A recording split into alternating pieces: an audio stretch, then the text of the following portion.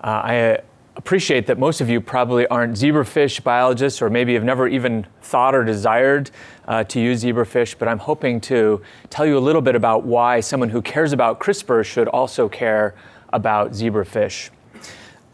I should really start by making it very clear that I'm representing just an amazing community of zebrafish researchers who have pioneered a lot of the technology for zebrafish applications of CRISPR, but I would go farther to say they've really pioneered a lot of the CRISPR technologies in general. And in fact, the zebrafish were the first animal that were modified by CRISPRs, and I think that's sort of indicative of some of the real nice advantages that the model organism gives you when you're trying to study CRISPRs, and hopefully that will become evident as we move along.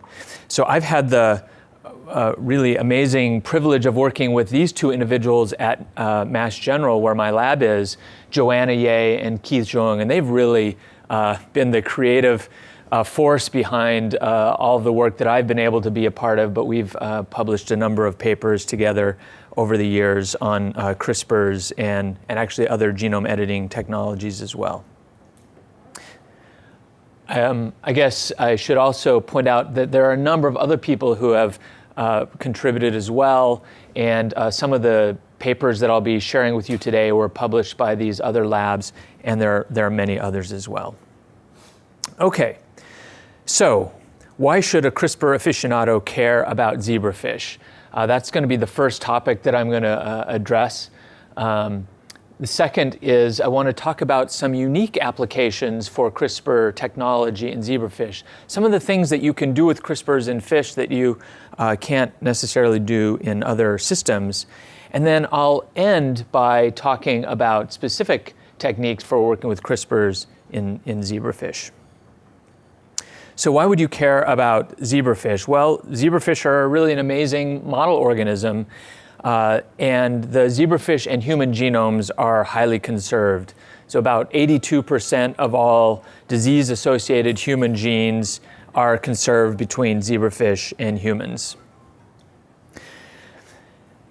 It's also an interesting model organism because it's a vertebrate, and it's a genetically accessible vertebrate. So unlike a fly or a worm or a yeast, it has heart, liver, kidneys, eyes, brain, spleen, all the organs that you and I both have are shared by the zebrafish, and yet it's a small, inexpensive, and genetically tractable animal. It's been really a popular model for a number of years because of really the ability to do in vivo biology at the scale and cost of in vitro biology. So many universities have a zebrafish facility like the one shown here, where for essentially the cost of water and fish food, you can maintain tens of thousands of adult zebrafish of all kinds of genetic lines. And then each female zebrafish adult can lay about 200 eggs a day. So we routinely in my lab produce about 20,000 fertilized zebrafish embryos a day. So it enables you to do in vivo biology at really a tremendous scale. And they're really tiny. This little square here is a single well from a standard 384 well drug screening plate. And you can see a couple of zebrafish embryos sitting in there. And so because they have a yolk sac, they can just basically put them in water and they can survive for several days in the well of a drug screening plate with just the nutrients that they're carrying in their yolk sac.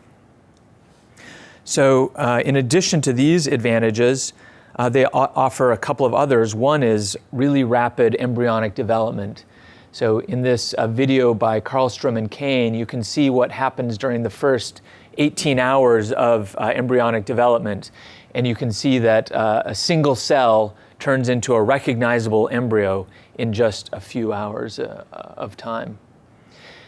Another thing that's really cool about these embryos as they develop is that they're completely transparent. And this gives you the ability to look at all the internal organs or even individual cells in real time in their development without cutting them open to see what's going on. So for example, if you wanted to see cardiac development in a mouse, you would have to cut open the mom, take out the embryo, and then cut open the embryo to see what's happening with the cardiac development. In the zebrafish, you can just watch under a microscope as it happens in real time. And then with various transgenic tools in these transparent embryos, you can track individual cells.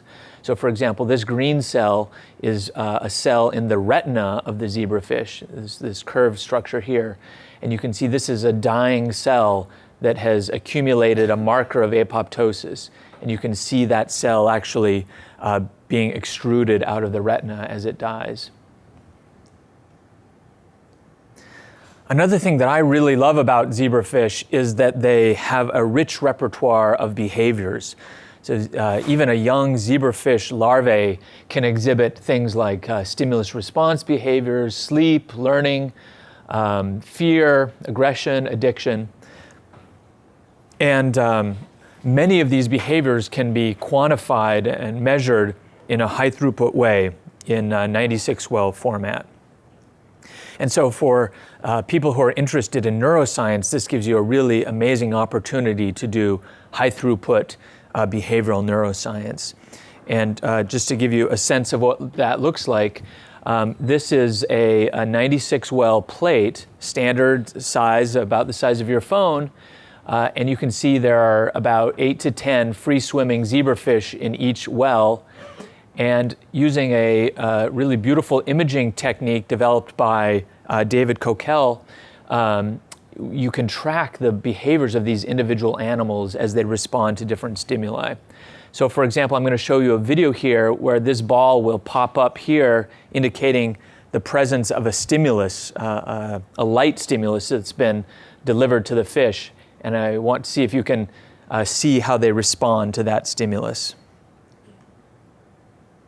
Okay, so they're swimming around, the stimulus turns on, and all the animals give this very profound behavioral response. And so using proprietary or customized equipment and software, you can quantify the way that fish respond to all these different stimuli and make lots of high throughput measurements of their behavior. So when you take all of these different features of the zebrafish and put them together, it's led to a lot of enthusiasm in the biological community for the model organism, and you can see that over the last decade or so, they've just exploded in their use. But one of the real challenges or limitations of the system until just a few years ago was the difficulty of making targeted mutants. And there's been a history of people trying to find better and better ways to manipulate the genome in zebrafish. And I've tried to kind of plot that here in this timeline. You can see that early on people were using gamma irradiation to try and induce random mutations. And that gave way to improved methods like ENU, but also for untargeted mutations. And as you can see, as these developed, they got more or less number of citations for these technologies. And you can see that ENU was a very powerful way of manipulating the genome, but it was untargeted. And then the development of antisense morpholinos, which were used to knock down gene function, also rapidly adopted and widely used in the community today. But it was really just in the last few years that zinc fingers, talons, and finally CRISPRs were adopted for manipulating in a targeted way the zebrafish genome. And this has really just led to an explosion in the use of zebrafish for studying the genome. Okay, so I now want to shift gears a little bit and talk about unique applications, things that you could do with CRISPR in fish that you may not be able to do in as easily in other systems. The first of these that I think is really powerful is using CRISPRs and zebrafish to try and assign function to poorly characterized genomic sequences. You know, it's really interesting when you look at how big the genome is, how many genes there are, and then start to look at how many of those genes we actually understand in any detail, you find that there's a chunk of the genome that's dark matter, that's just people don't really understand what it does. And that includes both open reading frames, standard genes, but also a lot of highly conserved non-coding regions of the genome. And so the zebrafish gives you a really nice way to systematically go through and disrupt these regions of the genome and then look in a whole organism, a very easily phenotyped whole organism, to see what the impact of that is. And zebrafish, because you can see them and watch them develop in real time and they're transparent and you can see all these organs developing, just give you a really facile phenotyping capabilities.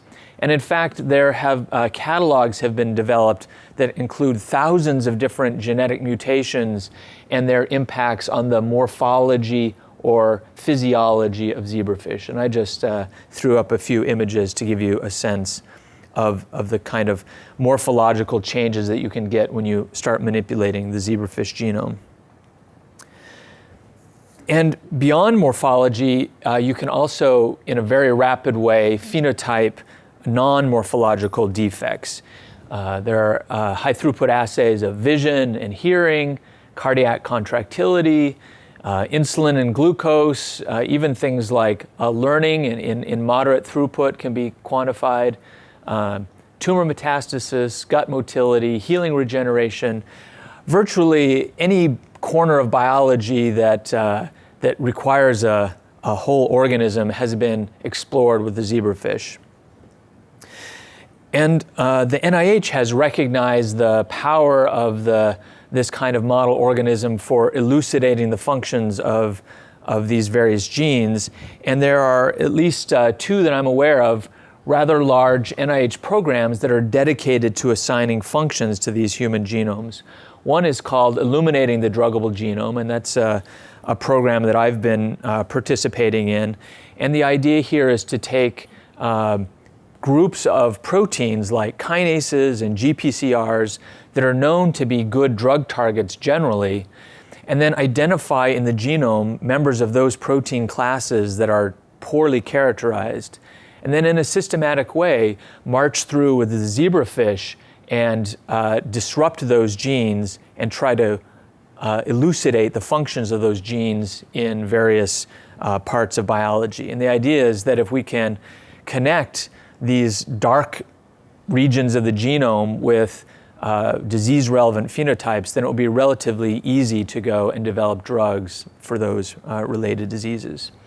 And then another large NIH program is the Undiagnosed Disease Network, where institutions across the country are taking in patients that have undiagnosed diseases using standard sequencing and other genomic techniques to identify the mutations that are leading to those diseases. And then often what they're coming up with are a list of candidate genes that might be causing the disease. And so the zebrafish is one way that you can then take a candidate list, systematically knock out each of those genes, and identify which of them is actually causative for the biology, the disease-relevant biology. And so zebrafish are playing an important role in that program as well. So if you have any interest in trying to elucidate the functions of genes that are mysterious, you should think about the zebrafish as a rapid way of doing that. Another area that's been of particular interest for my lab is trying to use genome editing as a tool for creating disease models that could be then amenable for high-throughput drug screening. We have a lot of human genetic data that are revealing the identities of disease-causing genes. The question is, how do you translate that into a therapy? And one of the ideas that we've been enamored with in my lab is that you could model those genetic mutations in zebrafish and then screen in high throughput for drugs that could reverse the disease phenotype. And so over the last several years, we've developed this platform for in vivo small molecule discovery where we take a genetically modified zebrafish, we mate them to generate thousands of genetically mutant animals, array them into 96-well plates, and then take large chemical libraries of thousands or tens of thousands of structurally diverse compounds and test individual compounds in each well to try and find those that revert the disease phenotype back to normal. Here's another depiction of that. Start with a normal fish, use CRISPR to make a mutant phenotype. We characterize the disease model and then screen for compounds that can revert that disease phenotype back to normal. And I'll give you just a couple of examples. This is a rather old one, actually, the first one that we did in our lab, where we took an existing mutant called gridlock. Now, this is not something that we generated with CRISPR, but it should illustrate the idea. So gridlock is a mutant that was identified through the conventional forward genetic screens. And it's really an interesting phenotype. We're looking at the blood vessels of the zebrafish. These are angiograms where we inject fluorescent beads into the heart and then see which tissues get perfused with blood. And the gridlock mutant has a severe vascular defect that doesn't allow the aorta to form properly. And so you can get some circulation up in the head, but none to the trunk or tail. And this is actually similar to a congenital condition in humans called coarctation of the aorta. And so we had this idea, well, maybe we could take these mutants and screen them for compounds that can revert them back to normal. And so we took the mutants, mated them, we put them in 96-well plates, and then took 7,000 small molecules from a chemical library, put an individual compound in each well, and then simply let the fish develop for a couple of days and assayed them to see whether any compounds enabled blood to start flowing to the tail. And what we found were these two compounds shown here that could take a genotypically mutant animal and convert it to a phenotypically normal animal. And so we got very excited about these compounds and were able to test them in mouse models and see if they could have a similar impact on mouse. And so we used, in collaboration with Mike Simon's group, we used Doppler echo to quantify the blood flow in the two hind limbs of a mouse, and then use surgical ligation of the femoral artery. And you can see by looking at these blue bars here that after surgery, when you tie off that femoral artery, you dramatically reduce the circulation to that hind limb. And that can recover over a couple of weeks partially. But when we took those mice and dosed them with this compound that came out of the zebrafish screen, we could have an accelerated and improved recovery of circulation to those hind limbs, suggesting that the biology in the zebrafish and the mouse was conserved. Here's another just little vignette to illustrate this further. There's a human condition called acute myeloid leukemia. This is caused by genetic mutations in our blood cells that cause an accumulation of these myeloid blast cells. You can see these are human cells here.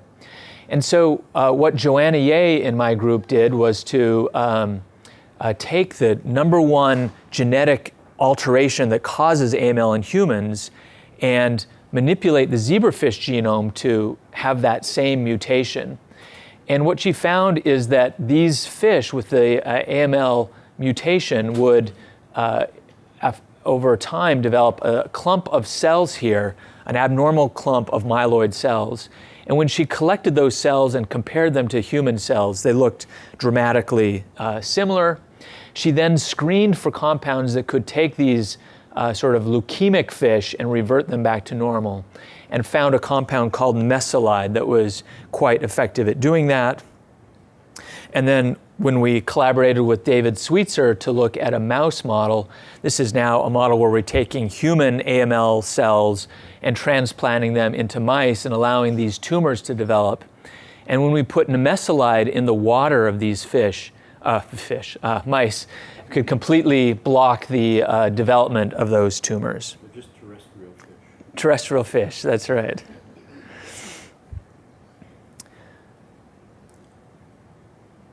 Okay, so I hope those brief examples give you a sense of the concept, and now the opportunity is that we have these hundreds of disease-causing mutations that are being identified. We don't have validated drug targets for many of these genetic conditions, and just knowing the mutant that's causing it doesn't necessarily tell you therapeutically how to correct that mutation. But even when we don't have validated targets, if we can use CRISPR or other genome editing techniques to model those same genetic conditions in the zebrafish, we then can do high throughput screening and look for compounds that suppress those disease phenotypes. Okay, so now on to the third part here, which is talking a little bit about some specific techniques for working with CRISPRs in zebrafish. And this will probably be most relevant for those of you who actually have some ambition to try this. But at a high level, I want to give you a sense of what kinds of things people in the field are doing. The first thing that I should say is that it's really easy to introduce DNA, RNA, and protein into zebrafish eggs. So this is just showing you a standard dissecting microscope and a micromanipulator that can use a glass needle to inject DNA, RNA, or protein into eggs. And so what you can see here is a picture of some recently fertilized zebrafish eggs, and you have some red dye here representing the DNA, RNA, or protein, and in a matter of a few minutes you can inject hundreds, dozens to hundreds of these zebrafish eggs with whatever construct you want to inject. So that's something that pretty much any undergrad can learn how to do in a couple of weeks. There are also a lot of really nice tools that are available for expressing, Cas9s and various other things that you might need. And the community, I would say, has been really wonderful about making all these plasmids and reagents available. And if you go to AdGene, you can find anything that the Peterson, Ye, and Jung labs have published in CRISPRs are available at AdGene, and many other people are also being similarly very generous with these reagents. So when it comes to mutagenizing genes, find that it's really quite efficient. This is the first list of genes that we targeted now more than 3 years ago.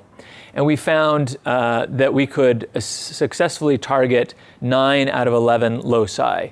This was using just a simple RNA injection and a single guide RNA for each target gene. Since then, I should tell you that people have moved on to using protein instead of RNA for CRISPR in many cases, and that's become even more efficient. Just a few points, and probably none of this is surprising after all that you've learned in this course today, but in zebrafish, the indels that are created are usually originate 3 bases from the PAM. So you can see that if you just line up the sequences of a number of indels, they all share this mutation that originates in either direction, but from 3 bases from the PAM here. That's very, very typical. We've also found that deletions are more common than insertions, although you get both, but there seems to be a bias towards deletions in zebrafish. And that for the most part, indels are small. This gives you a sense of the average size of indels. They can become much larger, but most of them are, in the neighborhood of 10 to 20 bases. If you want to make larger indels, of course, you can use 2 different guide RNAs to cut out a larger section of the genome. So early on, it looked like that the most limiting factor in getting efficient mutation was the concentration of the Cas9 mRNA. And that I think makes a lot of sense. Now that we've switched largely over to using protein instead of RNA, I think this issue has been largely obviated. I'm going to just make a small point here, which is that you can also increase the targeting range simply by allowing mismatches here at the 5' end of the sequence. And that seems to have a relatively modest impact on the efficiency of mutagenesis. Now, once you inject an egg, what's the chance that the mutation you make in that animal will go germline? And the answer is that it's actually quite efficiently transmitted to the germline. Here are some of our early studies where we found that approaching 100% in some cases of the fish that were injected and screened actually had the mutations, the indel, go germline.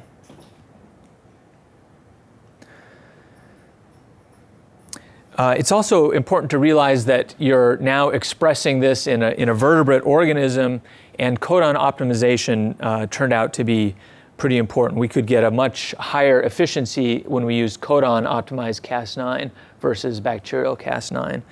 In our experience, it doesn't matter as much whether it's a fish optimized or mouse optimized sequence, but obviously the closer you can match to the zebrafish codon usage, the better off you'll be. And then within reasonable limits, it doesn't seem that GC content, a few mismatches, or spacer length have a dramatic effect on your ability to make a targeted mutation. Of course, each of these things does have some impact on efficiency, but the idea here is to just give you a sense that you can be actually quite flexible with some of these factors if you need to be.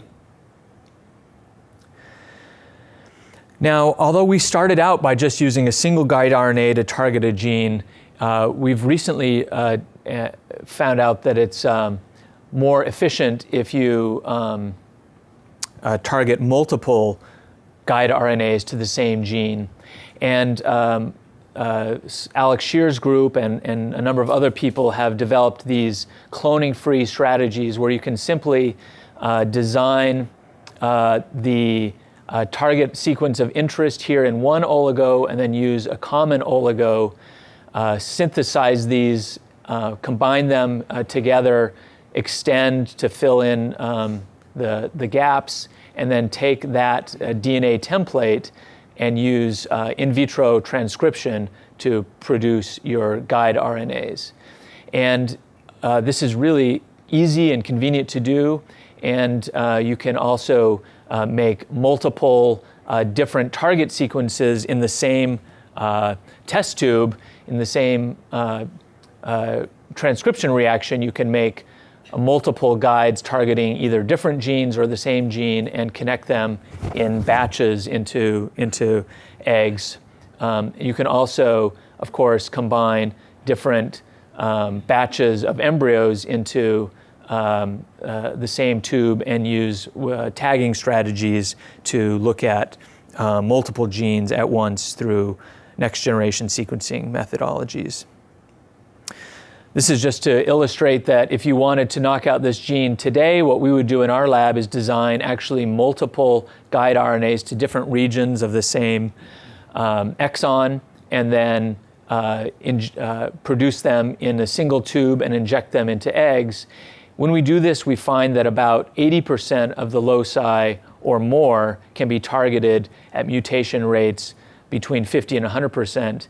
And when we use Cas9 protein instead of RNA, this really approaches 100%. In many cases, we can get 100% biallelic mutation of the genome. Question? That seems to amplify whatever concerns there be about off-targets, but at the same time, the system's so great for answering the relevance of that because you get a direct output for embryonic toxicity. So I'm just curious what do you encounter with the lethality rate of 4 control guides being delivered, and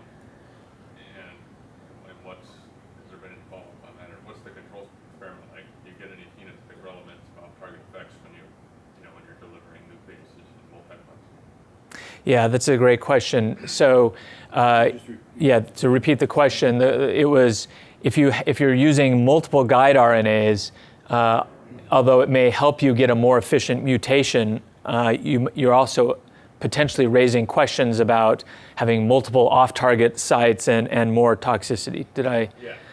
And so how do you think about that? And I think it absolutely is correct that you, with multiple guides, you have a greater risk of having more off-targets.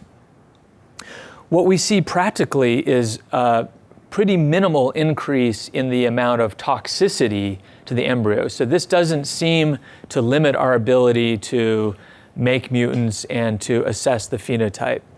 And I think if you're working in a scenario where you're really concerned about making a really surgical mutation and you're concerned about off targets, you may not want to take this kind of an approach. I think this approach is most powerful when you're trying to screen through a lot of genes and look for a phenotypic connection in the injected founder animal. There, you still have to think about off targets, but you're really using this as a sort of a early filter. You know, once you have a phenotype, then you may want to grow these animals up and outcross and really make sure that you have, you're not looking at some off-target phenotype. And the nice thing about the zebrafish is that even if you do have some off-targets, you can outcross a couple of times and largely eliminate any concern from those off-targets. Does that make sense? Yeah. I hate to be a downer about it. More thinking about the positive side, which is you have this readout. You can actually kind of answer the question in some ways. Do you get phenotypes from a big pool of control guides with no real predicted dramatic on target, but where you're going to have a dispersed population of off targets? So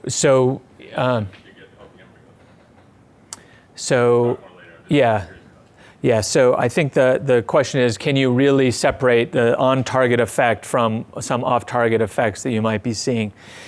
Of course, when you're dealing with unknown biology, it's hard to say, but a number of people, including Jamie Gagnon in Alex Shear's lab, have looked quite extensively at known mutants, and they've tried to do this sort of shotgunning of a single gene with a known phenotype, or even 3, 4, 5 different mutants with known phenotypes. And what they find is that, for the most part, there's really remarkable ability to replicate the known germline mutant with the sort of transient knockout of the phenotype using this method. There are some exceptions to that, of course, but I think it's pretty good.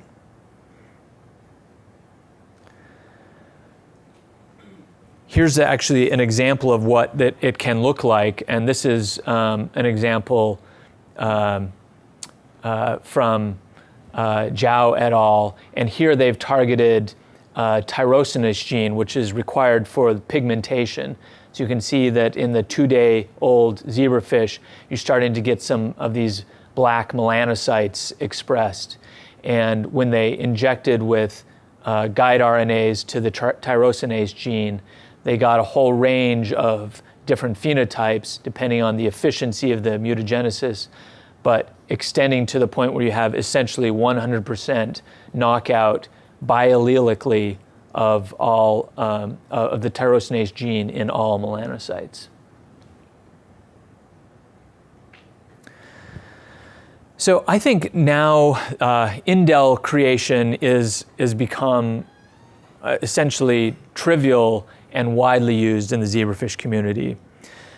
More challenging applications have to do with how to make designer modifications. If you want to make specific point mutations or specific insertions into the genome. And there are basically 4 approaches that are in development or use in the zebrafish right now. And these include homology-independent integration. It's relatively easy to just cut the genome open and shove DNA into that sequence. What you can't control very easily with that is the sequences at the end, where you still get some imprecise additions, and of course the orientation. There's more conventional homologous recombination that's being used, and then homology-directed repair, where you use single-stranded oligos to make a cut and then repair it. And then something called microhomology-mediated integration. I don't know if anyone's talked about that this week. Okay, so you're familiar with all of these techniques. And I'll just briefly run through some examples in the zebrafish. So the first is, I'm not going to talk about homology-independent integration, but homologous recombination. There are a number of groups that have worked on this, including Shuo Lin's group at UCLA, and I'm showing you an example from David Grunwald's group here. And the basic idea is to create plasmids where you can have homology arms to the genome in a kind of traditional HR way, and then use either TALENs or CRISPRs to make a cut in a region, and they've shown that that dramatically stimulates homologous recombination to insert a construct of interest into the zebrafish genome. And the Grunwald group has shown a number of different applications of this. One of the ones that I think is perhaps the most elegant so far is an application where they use a crystalline promoter to drive a fluorescent protein in the lens of the eye. And what that enables them to do is rapidly identify fish that have received the targeting construct into the genome, because they'll be evident by having green fluorescence in the lens. So hopefully you can see here, this fish, they know, has this plasmid inserted into the genome because the eye starts to glow green. And then they can use CRISPR to not only, the CRE-LOX system to not only cut out that marker, but also to cut out one of the exons of the gene of interest.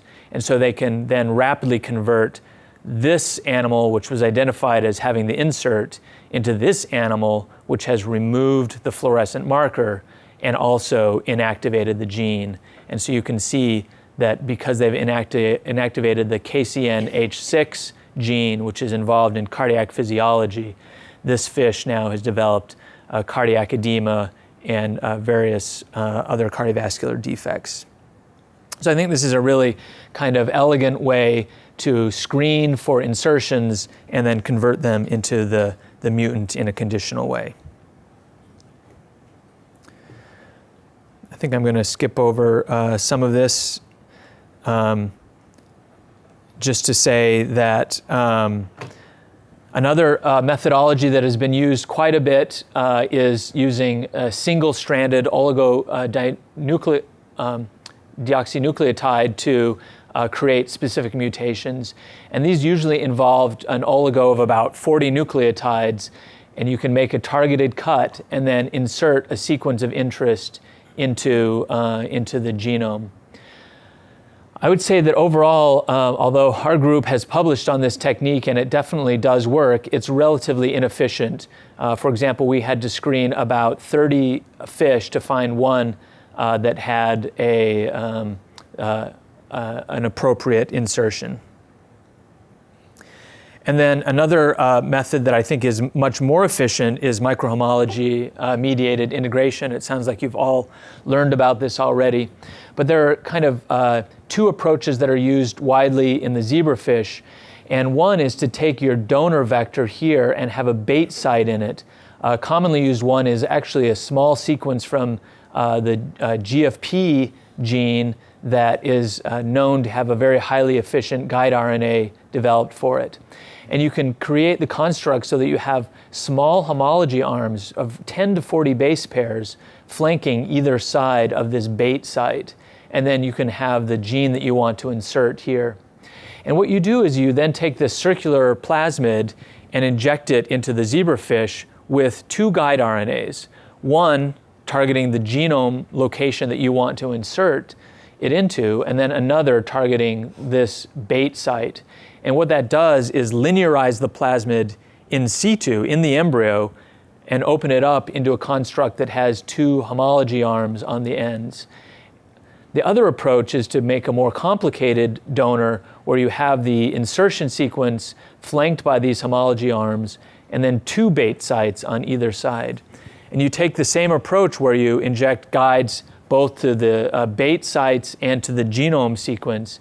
But in this case, instead of linearizing the plasmid, you actually cut out this fragment and insert it into the genome.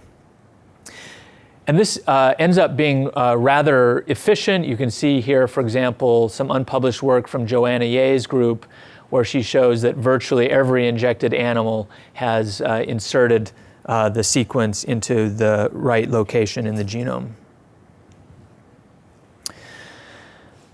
A number of groups are also working on developing conditional systems. The idea here is to make systems that can help you circumvent lethality, because if you make a line that's lethal, obviously you'll have a hard time establishing that line. And this also would ideally enable you to knock out a gene just in particular tissues or at particular times in development.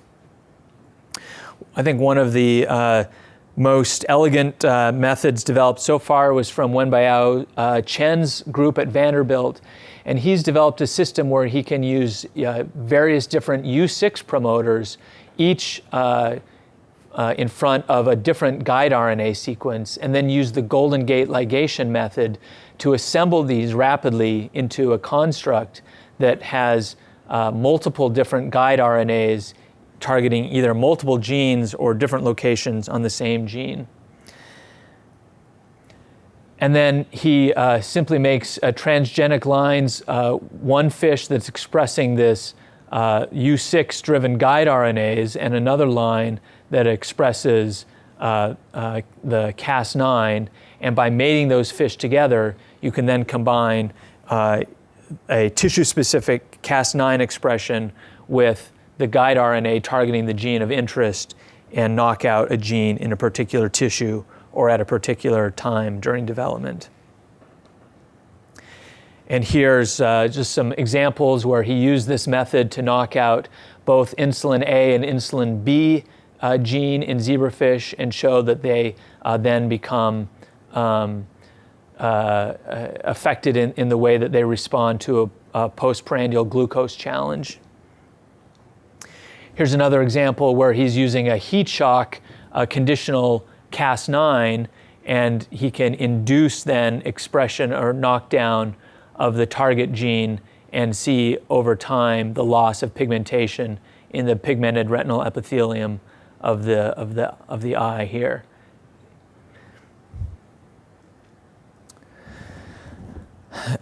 Within the last year, there's also been a lot of interest in trying to expand the targeting range, and I imagine that maybe you've talked about some of these efforts already in the course, but Keith Zhung's lab and Joanna Ye's lab have been interested in this as well, trying to alter the PAM specificity. And just wanted to highlight Ben Kleinstiver's work in Keith Zhung's lab, who developed a really elegant targeting system where he could then evolve Cas9 proteins and select for mutants that were able to target constructs with different PAMs and ultimately reverse the Cas9 selectivity from a native preference for NGG over NGA to evolve versions that have a strong preference for NGA over NGG.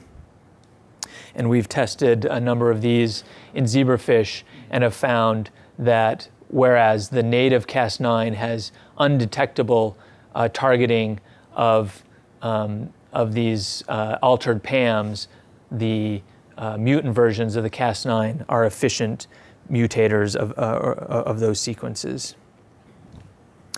And then I just have just a few minutes left and want to target or highlight a relatively new study that I think is really fascinating and important to appreciate about indel studies. And this is work that was done by Didier Stainier's lab in Germany. There had been this emerging concern in the zebrafish community since TALENs and CRISPRs started to become in widespread use, that the indels that were being created were not matching the expected phenotypes in many cases. So the literature was full of descriptions of knockdown phenotypes where morpholinos had been used to knock down gene function and gave a very strong and clean phenotype. But when CRISPRs were used to make mutants, they weren't matching those at all. And that really led to a debate in the community about whether, is there a problem with these indels? Are they somehow being silenced? Are they somehow being spliced around? Are they really not true nulls? Or is there something wrong with morpholinos, where the morpholinos are giving artifactual phenotypes? What should you trust, a CRISPR phenotype or a morpholino phenotype? And I think the Stanier lab has provided some interesting insight that might help reconcile some of this difference. They looked at a gene called EGFL7, which had previously been reported to have a morpholino phenotype of a dramatic vascular set of changes. But what they found when they made the targeted mutation was that there was almost no phenotypic difference between the vasculature of a wild type and a mutant fish. And so there are a couple of explanations for that. The morpholino phenotype could have been completely wrong, but they doubted that for a variety of reasons. And so what they did was to actually take the wild type or mutant fish. So here on the top you can see a wild type fish, and here's the knockout fish, and inject the morpholino into both. And what they found is that when they inject the morpholino into the wild type fish, they get this severe vascular disruption. But when they inject the morpholino into the knockout, it doesn't cause much of a phenotype. And that suggested that it's not just because the morpholino is causing some off-target effects. It's that somehow the mutant isn't exhibiting the phenotype and is resistant to the effects of the morpholino. That really strongly suggests that there's some compensation that's happening in these CRISPR-driven mutants. And so they looked at the proteomic level and the genomic level and identified a number of genes that were specifically being induced in the mutants, but not in the morphins. And they found that when they took those genetic compensatory modifications and induced them, they could rescue the phenotype. So, for example, they're looking at EMI3A here and 3B that were both induced in the mutants, and they can overexpress them in the morphins and suppress the phenotype. And I think this really suggests, I think, an important cautionary tale that when you go in and use these CRISPRs to make genetic mutants, things happen, especially in a living organism where they can make compensatory changes to diminish the phenotype that's evident. When the Stanier lab looked at CRISPR-I just a moment as a sort of transient way to interfere with gene function, they didn't see these same changes, suggesting that CRISPR-I and morpholino-based knockdowns might give you a more profound and immediate phenotype than a germline mutation, which is more susceptible to compensation. Is there any explanation why the germline mutation are more susceptible to compensatory mechanisms? Well, I think there, if you read Rossi et al., there's some nice discussion of that. I don't think any of it is proven, but the thing that makes most sense to me is that when you are knocking a gene down, that's usually happening a little later in development, and there's not time to for compensatory epigenetic changes and whatnot to occur. But when you're passing something through the germline, there's something kind of special about that where you're resetting some of the epigenetics and somehow adjusting the expression of compensatory genes to prevent the deleterious effects of that mutation. Does the founder have the same defects as the morpholino? So in these cases, the founders were not homozygous mutants, and so there wasn't a comparison between the founder. They were looking at homozygous mutants. So then, the mutation had been passed through the germline through at least one generation and often multiple generations. I think giving more time for those compensatory changes. Great. Well, thanks for your attention. I hope some of this might have been of interest and value to you. And if there are any questions, happy to take them.